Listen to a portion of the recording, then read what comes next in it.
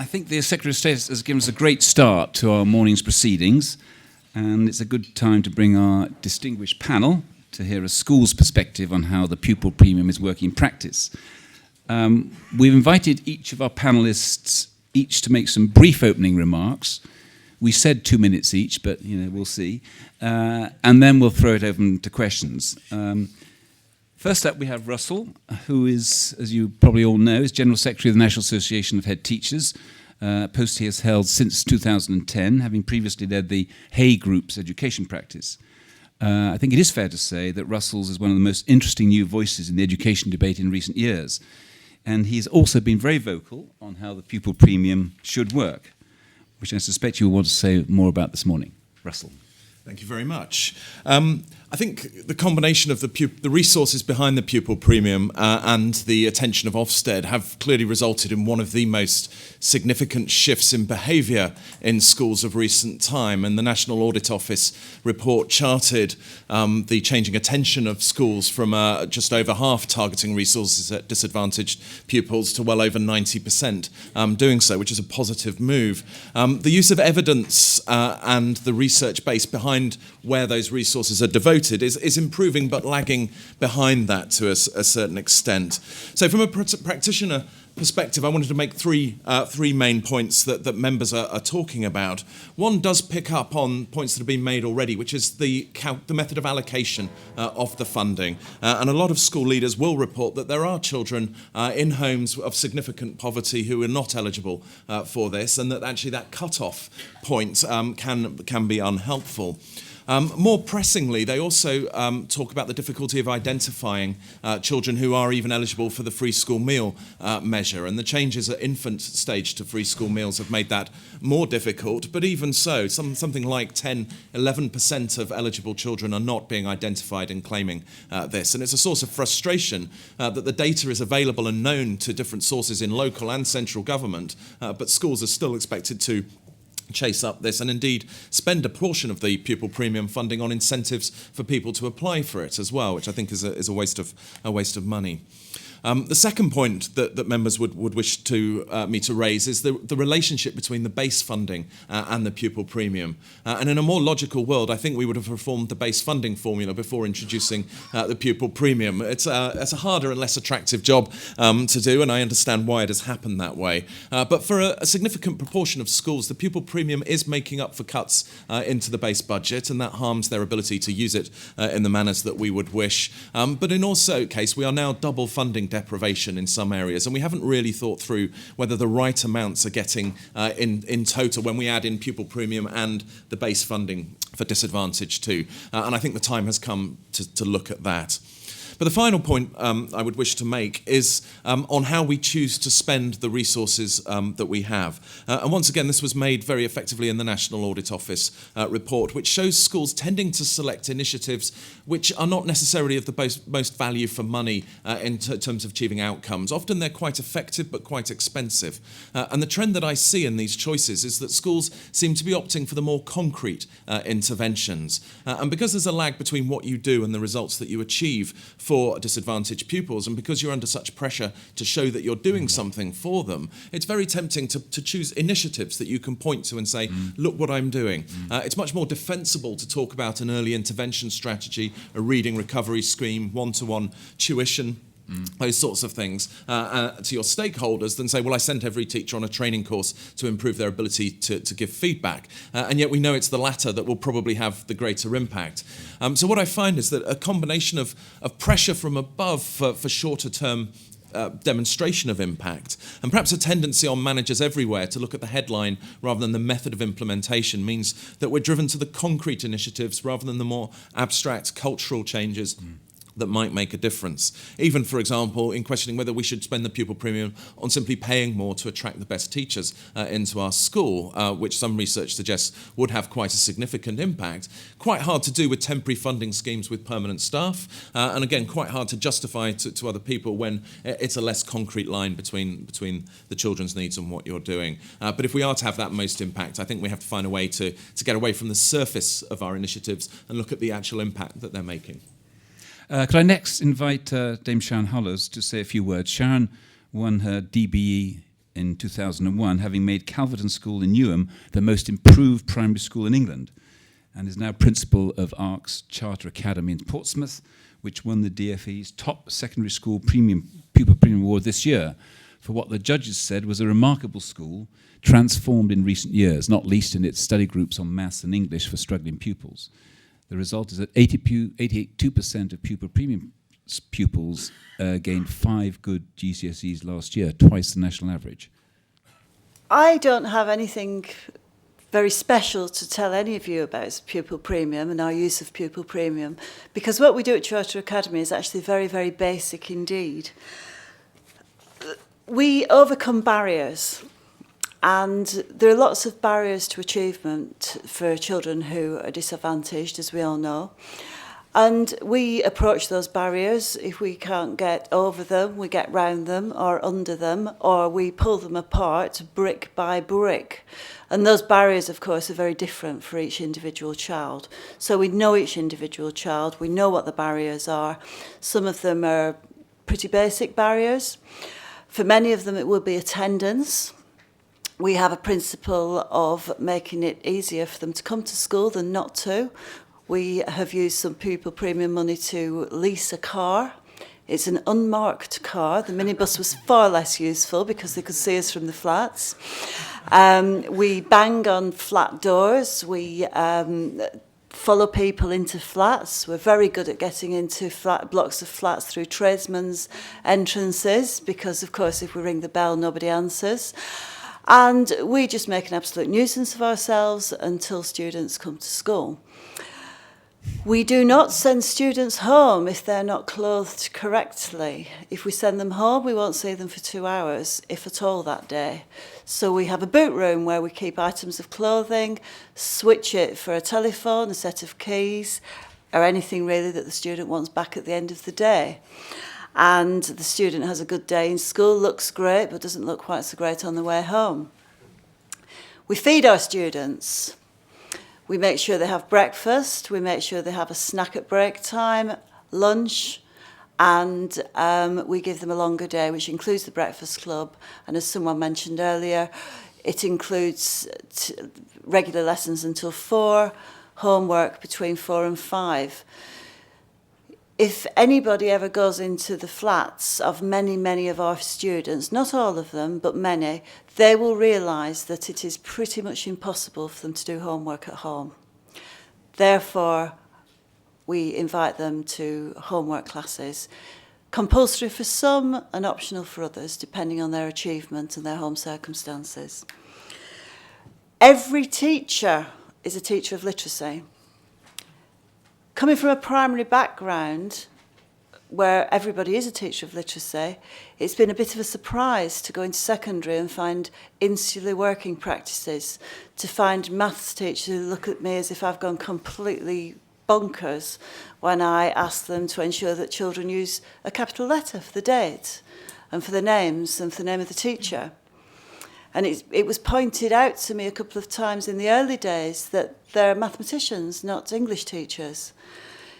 It was rapidly pointed out that they wouldn't be teaching unless they had GCSE English, and they should at least know the basics of English. Most importantly of all is the absolute belief that all children can achieve. That's been the toughest one for us. That's been the longest game for us. The others are fairly quick fixes. So to convince everybody that these children can, to convince first of all the teachers and the parents and the children themselves has been a long, hard game. We have arrived there. We've arrived mainly through proving it's the case, proving that they can do it, dragging them through those exams, kicking and screaming, and then finally saying, look, you can do it, and then demonstrating that to everyone else. I think that summarises everything we do without going into too much details, and obviously I'll be able to answer questions about the detail. Sharon, you started by saying it's pretty basic. I think it's pretty fundamental what you've been saying, so thank you. Our third panellist is Brian Lightman, who I'm sure you know, General Secretary of the Association of School and College Leaders. He started in post at the same time as Russell at the NHAT in 2010, and has served as a language teachers in England and Wales before becoming a head, most recently in St Cyrus School in Penarth. Brian. Well, thanks very much, and it's great coming third because you can agree with everything else that's been said. But like I think everybody else, we're absolutely clear that the pupil premium is a tremendously worthwhile and valuable policy. And there's no doubt in my mind that it's given disadvantage a profile that it didn't have before, and an overt profile that's articulated in every school. And that's absolutely a key thing, because too many children can be forgotten or can disappear under the radar. And what this has done is it's actually brought that out into the open, and it's facilitated and enabled good practice to be shared, and particularly appreciative of the work that the Foundation has done there to do that. Interesting listening to Sharon there that, what you're talking about there is the ethos. And what I really wanted to say is to underpin my 3 points today is that I think now, we've gone through that stage where the pupil premium was a new thing that was introduced, and people looked at the things they could do, and they could start trying out initiatives and develop various things. But the key thing here is that this approach has to be absolutely embedded into the ethos of every school. Not only that we look at those children who happen to be on a list because they're eligible for free school meals, but actually that we look at every single child and we make sure that they meet their needs. But we're focusing on those disadvantaged pupils today. So I think the first thing I really want to emphasise is that I think now, in a sense, we've done some of the easy things. We've cracked some of the easy issues. We now really need to move on to the really, really difficult ones, the deeply embedded things in our society that are real challenges. And the obvious one, of course, is the coastal and rural schools, particularly the coastal schools, and those areas where there is embedded and entrenched disadvantage, and where those schools, in spite of all kinds of efforts, have made very limited progress. So I think we've really got to work together on that one. We've got to take the focus into those areas. It's not a question of taking what we've learnt in London or any other part of the country, but looking at what it is we can do and recognising that there are things teachers can do, there are things school leaders can do, but they cannot do it alone. And that's not only things like Teacher Supply, but it's things like the other agencies working with schools and employers and so on. So I think there's a whole raft of activity that is absolutely crucial if we're going to really embed this and do something across the system. So that's the first one. The second point really links to the Secretary of State's challenge this morning, and certainly our members are absolutely up for rising to that challenge to do more and to build on the very good work that they've been really committed to do. But the challenge comes back as well that we want to see research fed into policy development as well. And for that, we need to see certain things happening.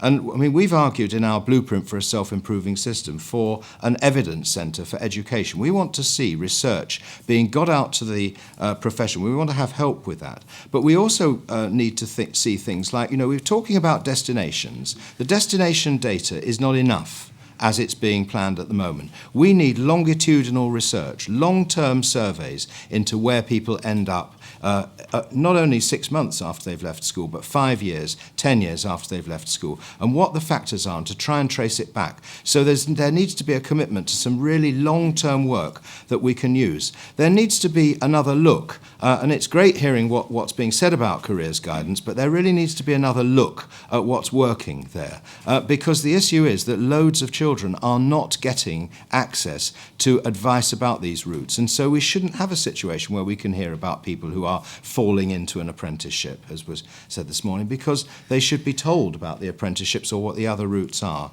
And the third point that I was going to really come back to is very similar to what Russell was saying. I think we're in total agreement about funding.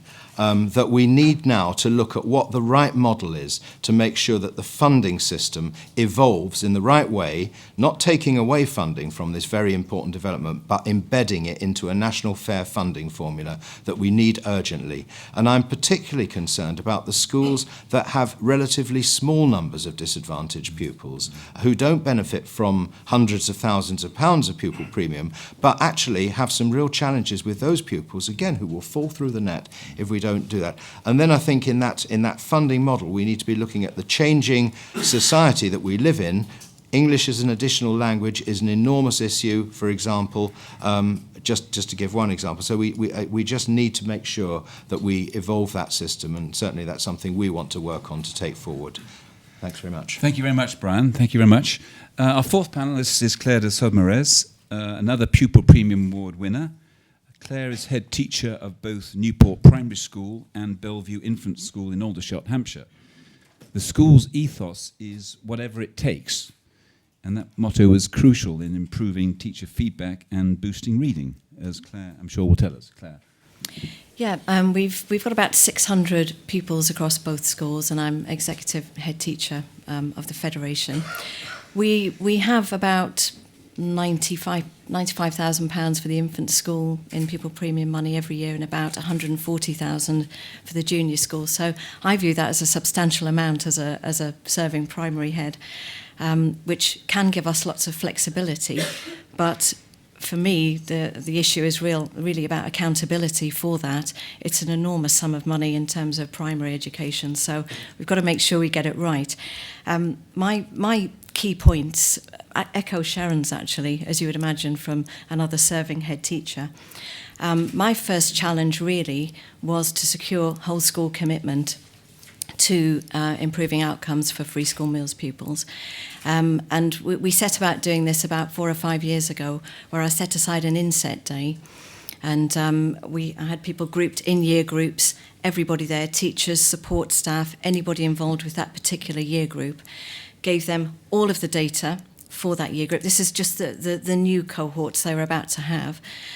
So there was, of course, progress and attainment data, but attendance, extracurricular activities, parents' evening attendance that we'd analysed, which parents of which children came along, and so on. And really, we did a lot of work around poverty that day. We talked about it, we looked at the impact, we married it up with their identification of the pupils and the issues, and they then secured a plan for their year group.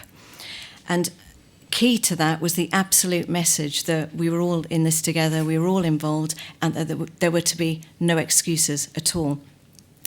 And that was the start of it, really, to get the whole school buy-in, the whole federation buy-in. And that was, from the ground up, everybody involved. And that was reflected then in half-termly progress meetings, regular meetings about the welfare of these pupils as well.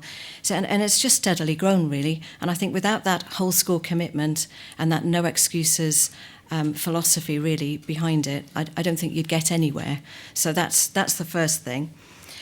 Once we'd done that, we then were looking at which strategies were most effective. There's so much more research out now, obviously, with the Foundation's research, it's brilliant.